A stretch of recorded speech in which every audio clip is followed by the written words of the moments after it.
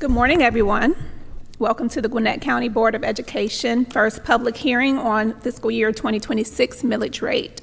Dr. Taylor, I turn this portion of the meeting over to you and your staff to give us a brief overview of the FY2026 budget and tentatively adopted millage rate. Thank you, Dr. Simmons. We are here today to hold the first of 3 required public hearings on the fiscal year 2026 millage rate. As you know, each year we go through a process of adopting the budget, and then the process begins to set the millage rate to pay for the budget. Chief Financial Officer, Masana Mallett, and her team have done a great job in getting us to where we are now in this process. So at this time, Ms. Mallett, would you please come to the podium and give us an overview of the proposed millage rate?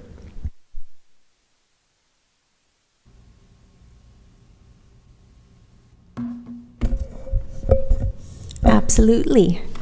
Good morning, Dr. Simmons, Chairperson Dr. Simmons, board members, Dr. Taylor. I'm pleased to present the GCPS 2026 budget property tax 2025 millage rate presentation for our very first 2025 property tax millage rate meeting. As you know, this is a requirement under statute, and it's important to understand that there have been some changes to code. Not that anyone wants to go out there and read the statutes, but since, House Bill 581 and House Bill 92 and things of that nature, they've had to update code. So some of the changes here that are noted are actual changes in statutes, but we are obviously complying with what we are required to do as the governing authority. So some of our key activities for FY26's budget, we adopted the tentative millage rate at the same time and received, since then, the final 2025 tax digest from the county. We determined what those, the needs were in our stakeholders' processes of gathering input. We estimated property tax revenue, and then, of course, we finalized projected revenue. The millage rate was lowered by 0.2 mils or 0.2 of a mil, from 19.10 mils to 18.9 for maintenance and operation. And then, of course, we set the tentative millage rate at 18.9 on May 15th, 2025. And so what is a millage? Millage rate is used to calculate property taxes, essentially, and represents for a taxpayer about an amount of an amount, whatever that millage rate is, of tax per thousand of a property's assessed value. And for example, in the property example that we show here on the slide, which is consistent, I think, with what we've shared in our handouts that are available on the district's website and what you may have seen in the past. It shows a property of a market value of $400,000 with an assessment valued at $160,000 or 40% of market value, with a millage rate of 5 mils, what that annual property tax looks like. And in this case, this example shows $800. So where can we find out a little bit more about what our exemptions are?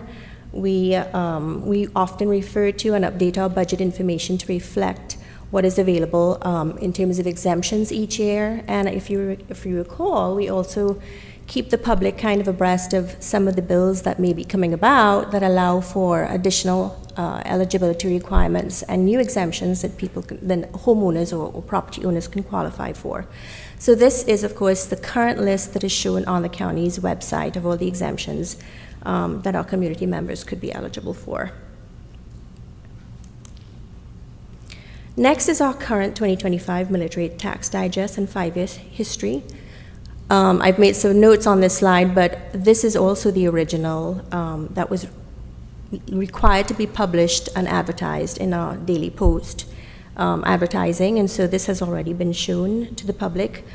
But here we really want to present the millage rate, the tax digest, and the 5-year history for your reference. Looking to the right, I've noted some areas in green, and we could probably walk through them. For instance, starting with real and personal property, it's grown just about 8%. Overall, the growth in the digest has grown about 7.99%. But note homestead exemptions, for instance, increased about 19.6%. And then, of course, total exemptions are about 17.99%. And that's good to know because as we know our digest grows in value, the assessed values, the exemptions lower that amount. So as that exemption gets more, obviously it lowers the amount that would be resulting in terms of what we would collect as taxes. And so, but the real question is where we've landed for 2025, 2026's budget, and that's about a growth of 5.3% when they compare the certified 2024 digest to the current forecasted 2025 digest. And keep in mind that this is the average for the county, okay? So it means individual homeowners may have different factors that, obviously their rates will be different. So this slide, our current millage rate recommendation considerations, GCPS has really adopted a tentative millage rate, as you know, of 18.9. Debt service is 1.5, so the total is 20.35.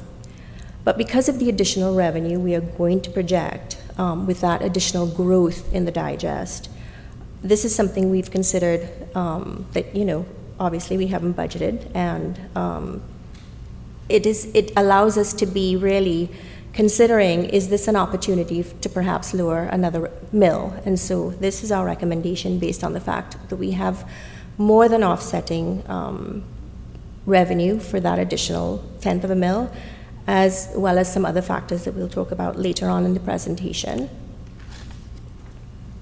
But of course, as we look at the overall financial position, and when we look at what we've adopted, a 2.7 operating or general fund operating budget, but note to the right, the diagram on the right, it really takes us through where that growth has taken place through time.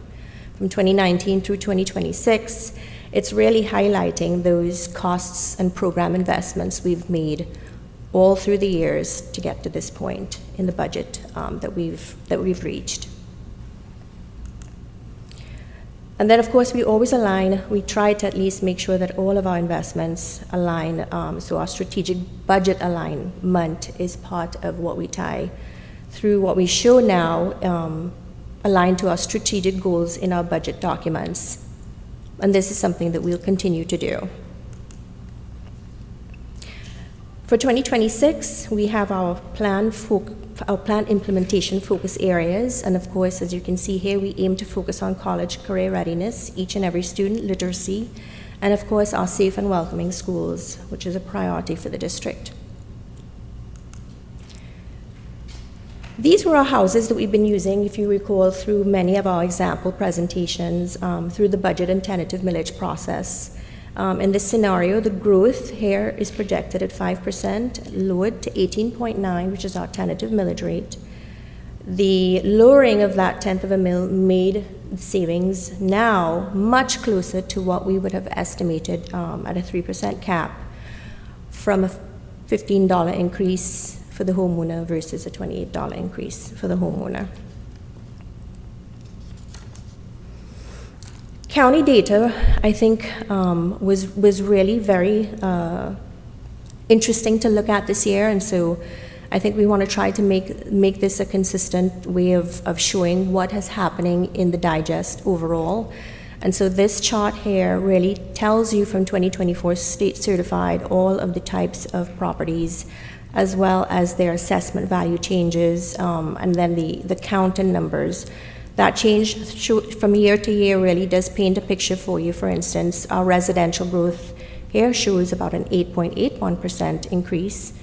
And then if you look down to the bottom on the right, utilities about 10.57, commercial 7.06, but way up at the top, mobile homes are an increase of about 13.55%. It does raise questions as to or at least paints pictures. And then, of course, when we compare ourselves to the Metro District, for instance, On this slide, you can see where our millage rates and the percentage of the property taxes are shown compared to the other 5 metro districts, and the list is sorted on the 2020-25 property taxes for each district. The highest being DeKalb at 22.8.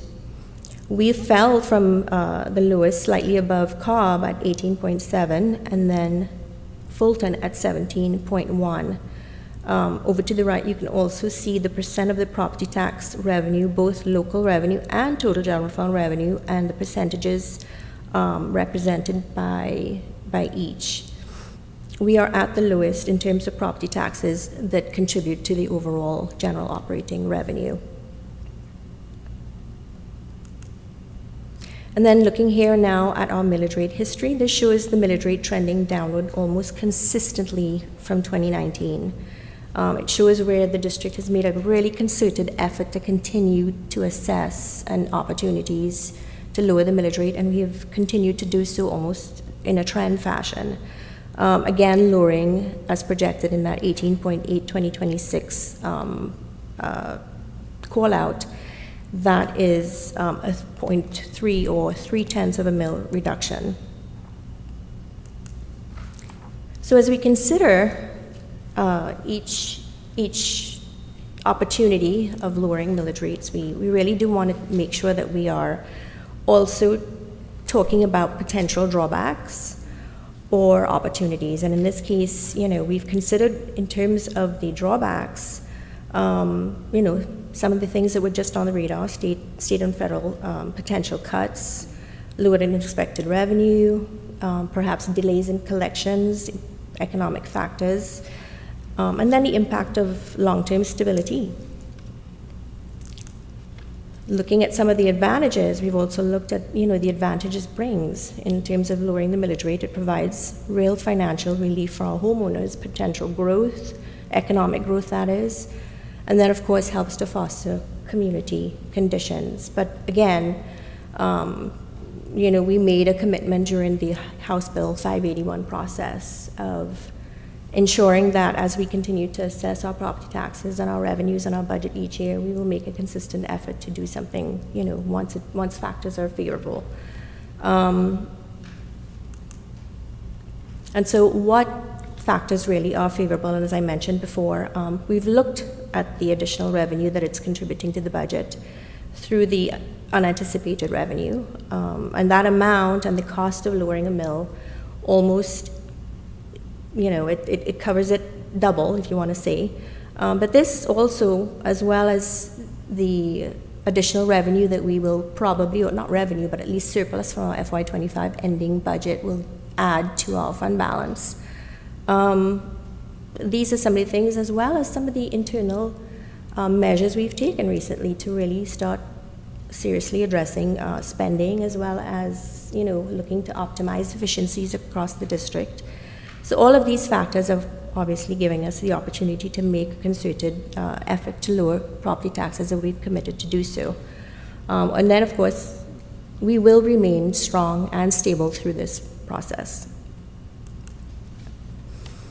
And then, of course, we'll always look at how these decisions directly align to our strategic plan, and as we consider our students, our families, our staff, planning for futures, aligning for those things that are outlined as our goals and our core values, we also want to make sure that we're aligning decisions that could directly connect to the strategic plan.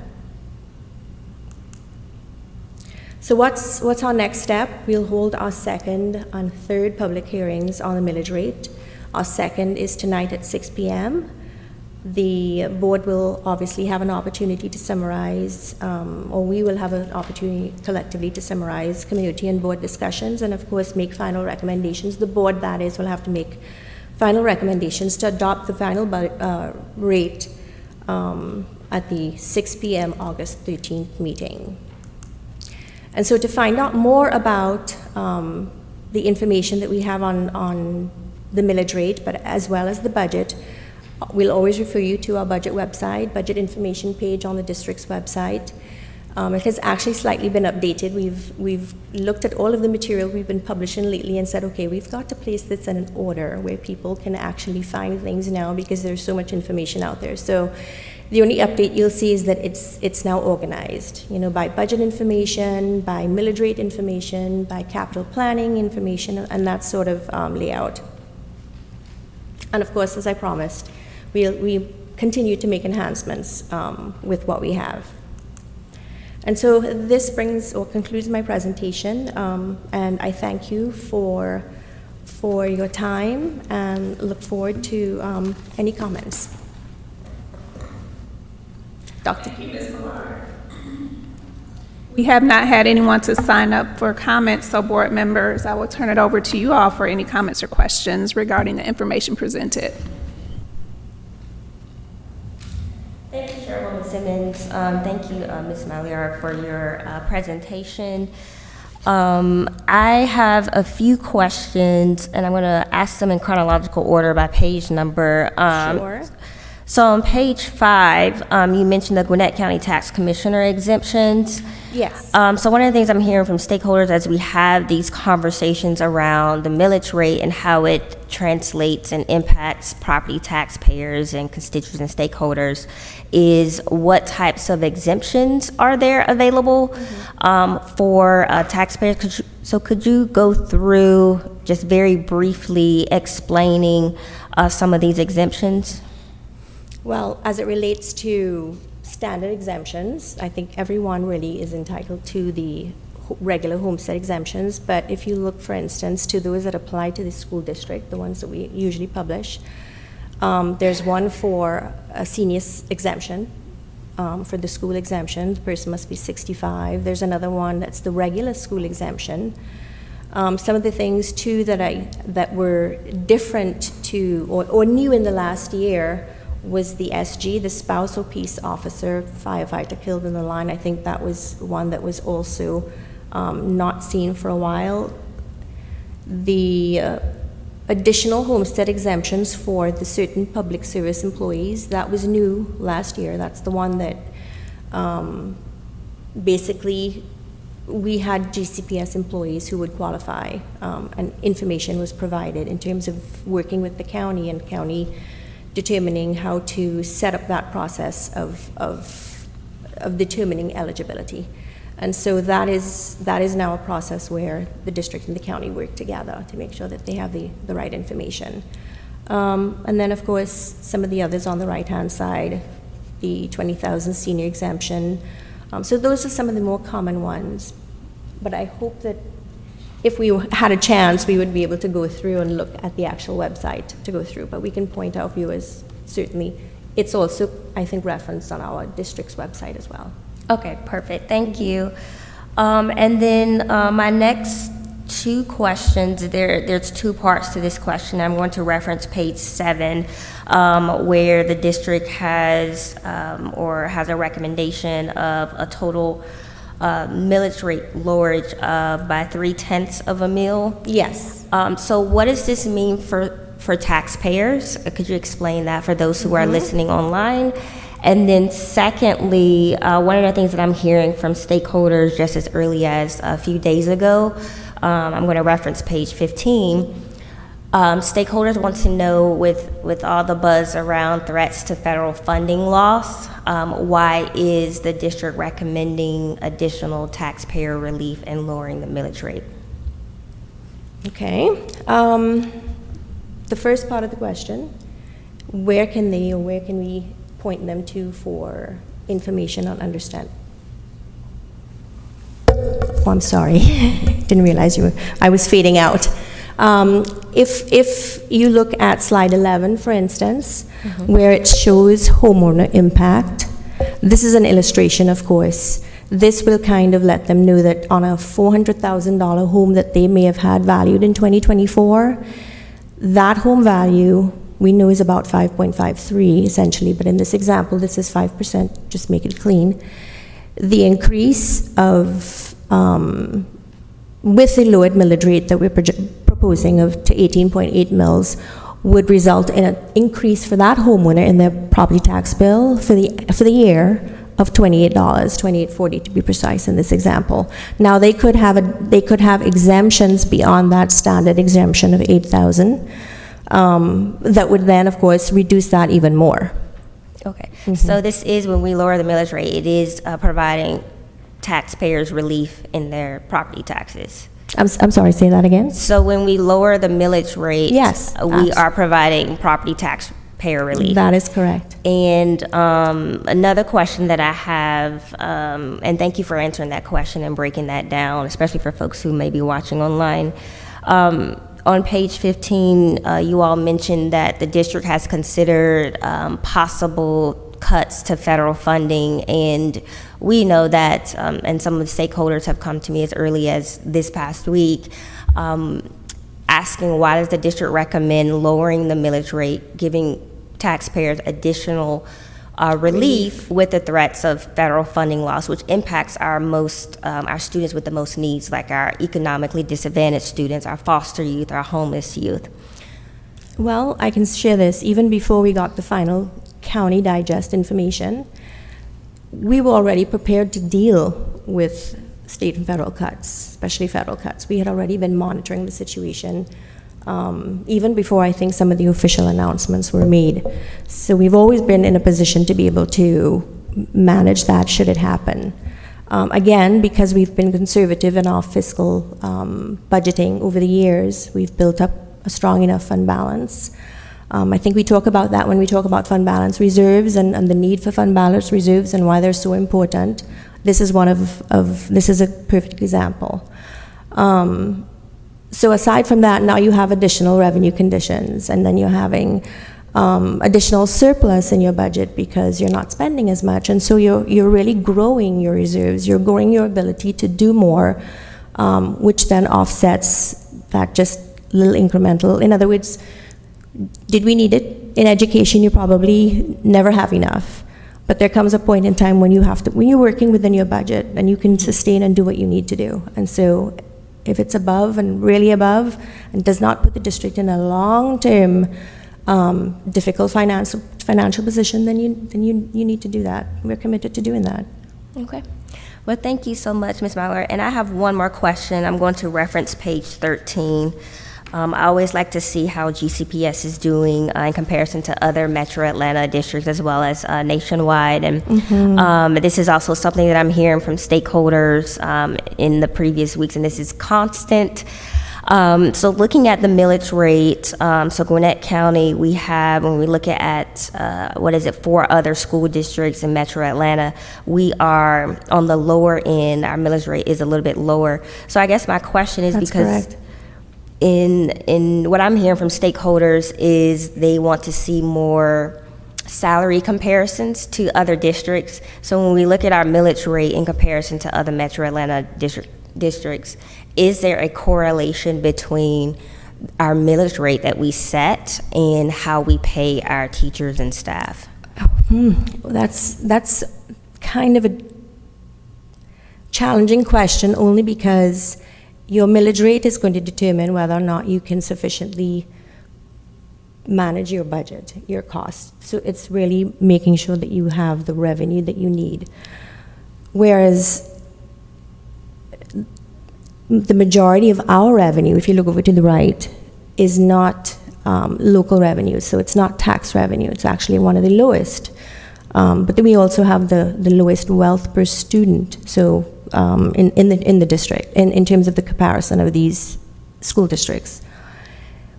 Essentially, we will probably have more of our state funding contribute to our salary opportunities than our local. Our local, I think, is compared to our state funding in terms of salary and benefit costs, is about 70-30 when we did our last calculation.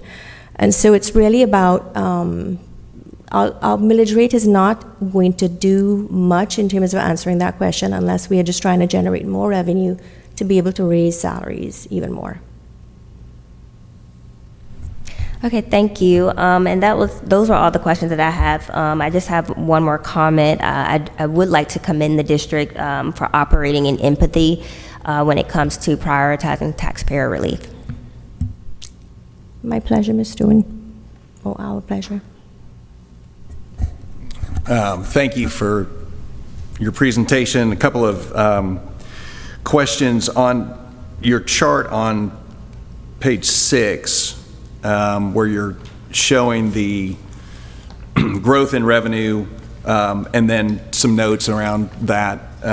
It'd be great to know what the increase would look like if we had a 0.3 or potentially a 0.4 mil reduction. Back in May, when I was just kind of doing some of the calculations on my own, I was thinking that 0.4 would probably get us in a better, not revenue neutral, but closer to more of a revenue neutral position with our taxpayers, especially with opting out, and wanting to be sensitive to that, maintaining our control, but in maintaining our control, making sure that so you've got us at 5.3% increase with a 18.9 mil. So if that were to go to 18.8 or 18.7, what would that do to that percentage?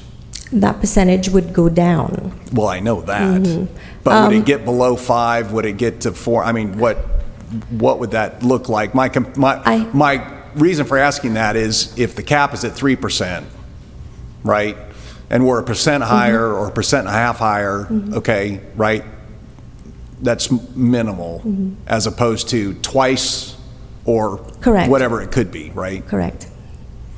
So can you, maybe not right now, but can you give me those Get that numbers at information. some Sure, point in time? absolutely. That would be helpful. The other thing you haven't mentioned that I know had some legislation attached to it is our equalization. How has equalization been affected? Is there a way for us to look at what the state's done, and now that we have some of these numbers in place? Because I know when we had the big jump a few years ago, it resulted in a $136 million increase in property tax revenues, but we lost $50 million from the state in terms of equalization. So sometimes because of what the state does, our local taxpayers benefit, sometimes they don't. That was one where we went forward with capturing a lot of that increase in revenue, partly because we were losing revenue at the state level. That's correct. What we have learned is that, well, they don't have all the financial information yet because not every school district has actually finalized their digest. So I think once they have all of this state sign off, so the Department of Revenue, and they're able to get that information, it'll probably take them to a little bit, I don't know, we were estimating we'd probably hear something by the normal FTE CPI reporting cycle because of all of the elements that they have to pull in terms of data. But what we would anticipate, obviously, is unless the appropriation has grown for equalization, which we know it has not, it went down in the FY2026 governor's budget. But you've also had state law that has gone into effect that blesses the lowering of the qualifying mills, from reducing it or lowering it from 14 mills to 10 mills. So naturally there's more pool, there's more eligibility, so more schools in the bucket, so that has to now be spread among more schools. But it's a combination of the actual final digest information where the school systems land, as well as the additional school systems that could be in the pool now. But we're estimating, we're on top of it, in other words. But you're estimating that we'll get less money, less equalization dollars. Yes. Than we And have. because we always budget conservatively, we never are on target with our estimates for revenue. We're always projecting under. So that in case there's any, you know what I mean? Yeah. I think it's interesting, and Ms. Stone looked at page 13. I think it's significant that the amount of our general fund that comes from our local taxpayer is significantly lower as a percentage from those neighboring districts. That's right. That's absolutely right. And I believe, I don't know, we're hearing a lot about Fulton perhaps considering raising their millage rate. I don't know. But yeah, I think in some cases, Atlanta public schools, you know, I wish they were not in the positions that they're seeing right now, because I can understand, I've seen that in other districts. But we are well below, yes, the other districts, for sure. Yeah, and I think that should speak to our taxpayer, that Absolutely. while other neighboring districts, and to Ms. Stone's point about potential teacher salaries, and we know over the last couple of years, some of the things that our neighboring We've done. districts have done to try to retain or try to attract new teachers, is going to affect the bottom line. Correct. They can't sustain that without either maintaining a high millage rate or potentially, Correct. while we're able to entertain lowering our millage rate and have a less than 1% vacancy to start the year and all of those different things. You're Obviously, absolutely we have something to offer, and we're very favorably compared to the district around us in terms of our retention and our ability to attract teachers. So Definitely. so I appreciate that. I do want to just continue to encourage you to sharpen your pencil. I think we need to do all we can to demonstrate to our taxpayers that we are in a partnership with them, and that their 8.8% increase in property values, right? The overall number may be less because of some other things that don't affect the average taxpayer. Correct, yeah. Right? So I would much rather acknowledge that they're over 8% in real appreciation. And if we can get us down under 5%, maybe 4.5%, something like that, I think that goes to show that we're trying to do, like we always have, more with less in Gwinnett County. Thank you, Mr. Knudsen. Yeah, thank you, Chief Millard, for the detailed presentation. And I also want to echo Mr. Knudsen's comments and sentiments around creating a picture of what it would look like versus what the board has done earlier this year in the opt-out of 581, and what we are doing in kind of backing up our millage rate, and what that represents to the community. And I know we're at 5.3 right now, and what that looks like with the additional 0.1 millage rate, and potentially, and I too want to continue to challenge this administration to look at that additional 0.2 on top of the 0.2 the board has already authorized at our previous board meeting, to really show that we can make this impact on our community while still maintaining the high standards of our school system. Absolutely. To continue to support our teachers the way we need to support them, to not only recruit high talented staff and teachers and employees, but to keep them in their roles and in their jobs. Retention is super, super important.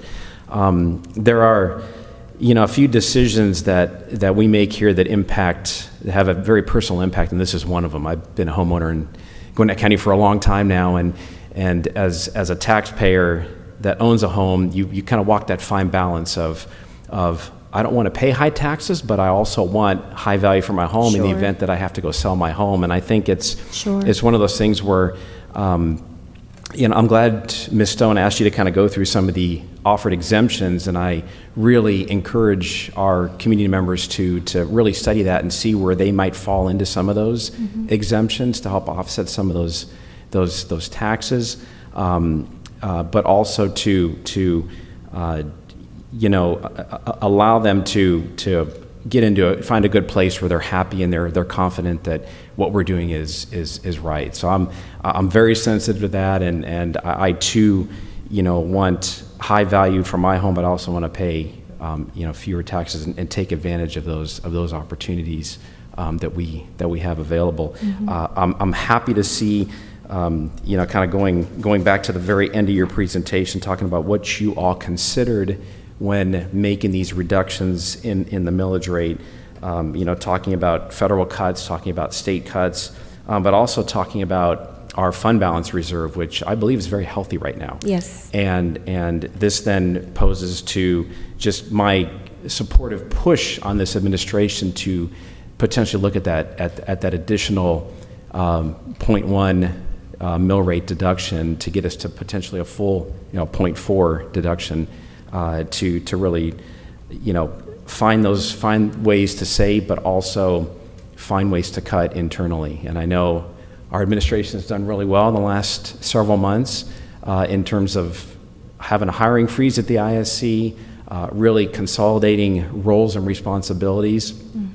This ship has been sailing for the last 4.5, 5 years under one administration, and it's not something that's going to turn on a dime in a couple months, but headways are being made. The community is seeing that, and we need to continue to move in that direction, and I'm appreciative of you guys, looking at those details and how that all plays out, at the end of the day, for the community, for the taxpayers, for those that truly support this system. So thank you for you and your team for putting this together, and I hope the challenge is accepted to really go back and look, can we squeeze another 1/10 of a mil, and also can we show what that looks like to the taxpayer.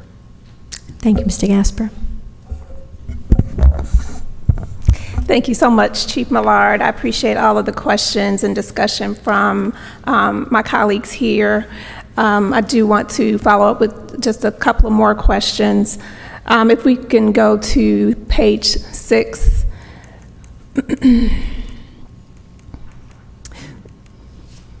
The second green speech bubble from the bottom there, it talks about the tentative millage of 2/10 of a mil, where we would forego approximately $12 million. My understanding is that the digest came in at how much more would we receive than expected? Is it about 12 million? 12 plus million, yes. 12 plus million. And with the lowering of the mills by 2/10, we're foregoing about 12 million. And that was our initial proposal. That was what we were saying when we lowered from 19.10 mils to 18.9 mils, we forego 12 million. Okay. So every 1/10 of a mil represents about 6 million. 6 million. And so when the district is suggesting today reduction of 0.1 mil, which is about 6 million, correct? Yes. But we see the digest is bringing in 12 million plus. So if we reduced it 0.2 mil, would you say that's offsetting the additional 12 million plus? It's Yes, like a I would. zero net balance? Yes, it would be. But I want to also talk about that in relation to what Mr. Knudsen shared around the equalization impact. So it's possible that if we do the net zero, that equalization impact could cause us to go, I don't know if in the red is the right word to use, but can you talk us through that impact? Well, once we get more information, as I mentioned, in some of the changes that have taken effect, blended with when they would consider our impact. If we were just to probably go on the current pool and using the current numbers for equalization and try to see how we could insert this information to come to a conclusion just by that alone, and that's not sufficient, as I mentioned, because there's going to be more school systems that are going to be added to eligibility. But I think we were probably estimating somewhere in the neighborhood of about 8 million. That we would lose? 8 million, okay. That's good to know. 6 to 8 million, from what I recall. Okay. That's good to know.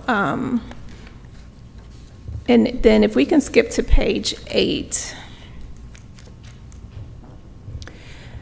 In looking at the 26 general fund, I appreciate how you all noted the increases that we were able to provide as a result of the budget, what the budget was able to support.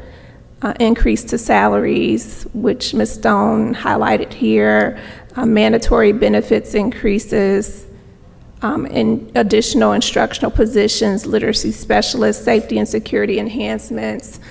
In the event that if the district, when you all look into possibly, because I hear some of my colleagues suggesting reducing the budget another mill, and I just want to get a sense of what the implications are if we do that. If we pursue that, are we looking at having impacts to, whether it's literacy positions maybe not funded like we thought we would, or safety and security enhancements not being implemented? What would be some of the implications if we reduced it an extra mill and perhaps we lose some funding from equalization? Well, if you project forward, which we have to do, forecasts consistently, if we project forward, because this amount is really not reducing the budget, it's reducing revenue. Just pretend that revenue never existed. So if that were the case and we were to lower another mill, then yes, we would be reducing the budget. But in this case, we're not, because we're not even considering what's the revenue projected for the existing budget, as well as the budget has inflation, it has some contingencies built into it for future. Plus you anticipate an average of revenue consistently based on past trends, both locally and state, that you would continue to receive in the future. So in looking at that forecast and looking at expenditures and inflation and salary increases and all the factors that tend to change cost of living, all of that is how we determine whether or not sustainability is also in place here. Can we afford to not lose, forego? Would it be nice to have it? Would it be nice to add it back? So yes, that's a consideration that we make. Okay, so I hear you highlighting the difference between losing and foregoing. Mm-hmm. So it's possible we would have to forego increasing salaries in the future. No. We would forego that additional revenue. Right. Mm-hmm. And the revenue is what funds our operations, right? No, because you're still factoring in your digest is projected to have an increase each year. So that's going to be additional revenue coming in there. I just want to make sure I'm clear and that our community is clear. I'm glad you, I thank you for your question, sorry, because I could see how that could be misunderstood if I don't clarify. So thank you for the question, Dr. Simmons. It would not be, it would not be a reduction in the budget, and the budget would continue to plan for all of the things I said, including any digest growth that would happen from year to year based upon past trends in revenue and other factors, economic growth and other things that happen across the district based upon other projections. So there's a lot of things that go into your revenue projections forecasting for the future. And so we've already factored that in. It's like this revenue didn't exist. Because we budgeted for 5, we got more than 5 in terms of digest growth. Okay. So in terms of the 5, the more than 5% in digest growth, is that something that we compare to the inflation rate, or what is the rate of inflation? At the time of our initial budget discussions in House Bill 581 and the tentative tax millage, it was a 2.4 number we were using to estimate. Then I think we were looking at a 3%. So we consistently used the 3% example for the inflation rate tied to the cap. But in terms of the increases that have taken place in the budget and then the digest growth, obviously, if we were estimating 3% in inflationary cost or growth, the 5% exceeds that amount in terms of additional growth, additional revenue. Okay, I'm pretty clear on that.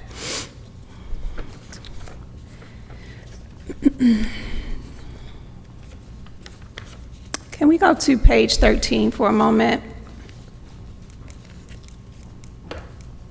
Just to make sure I'm understanding the information captured here. Under the general fund revenue estimate section, I see the property tax revenue, and then can you explain what comprises the total local revenue? The total local revenue in the middle column. Yes, That- under the general fund revenue estimates section, So that- there so- is a column that says total local revenue. Right, so that's going to include not just your property tax revenue. If you recall, you have other types of revenue. For instance, indirect cost revenue goes into there. You have investment income so revenue generated from investments, which were pretty substantial in the last few years. So there are other things, and all of that is what comprises your local revenue. Dues, fees, things of that nature. So does that column include the property tax revenue? Yes. Okay. Total general fund revenue. And so Plus the total more. general fund revenue is, I'm trying to make sure what we're saying is captured there in that column. So if you look under Gwinnett County Public Schools and you scroll so the third column, total general fund revenue, it's $2.74 billion. Correct. Right. So that includes property tax revenue. The total general fund revenue includes state revenue. That includes the state. Thank you. And federal. Okay. Little Thank you for portion of federal clarifying revenue. there. Yes. And so one thing I'm wondering in looking at That'd be this good for me to put in information. a reminder under each section. That'd be good. One thing I'm wondering as I'm looking at this information, as we're comparing school districts, is can you all provide us with information around how much each school district is currently spending per pupil? That would be helpful for me as we continue to evaluate what we might approve in terms of a millage rate. I know currently Gwinnett, my understanding is Gwinnett spends less per pupil than the state.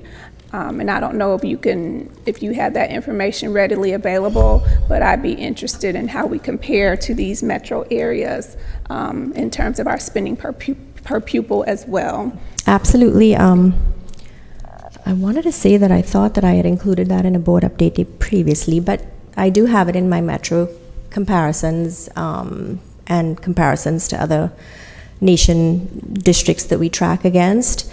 But that's part of the information that we collect. So yes, I should have it, and I thought I would have had it Are you here. able to pull that into the presentation for later? Yep, Thank you. definitely we can. And I just want to, because I'm thinking about one of the things you all highlighted as a potential drawback is, of course, we know more conservative spending.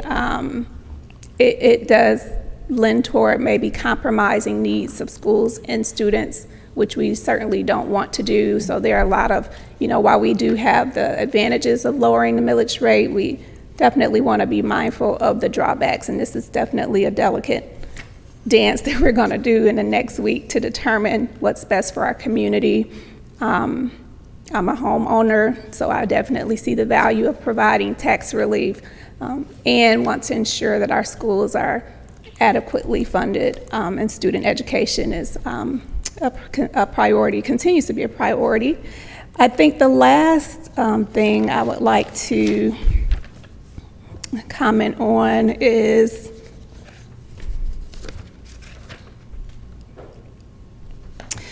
the appreciation for the information that you provided today, as well as in meeting with us, coming up to this meeting, providing the level of detail you've done thus far has been extremely beneficial. So I appreciate you and the team for taking the time to put together the package of information and taking the time to talk us through it today. Thank you so much, team. Thank you, Dr. Simmons. They're here today. Thank you, team. If there is no further business, I need a motion to adjourn this meeting.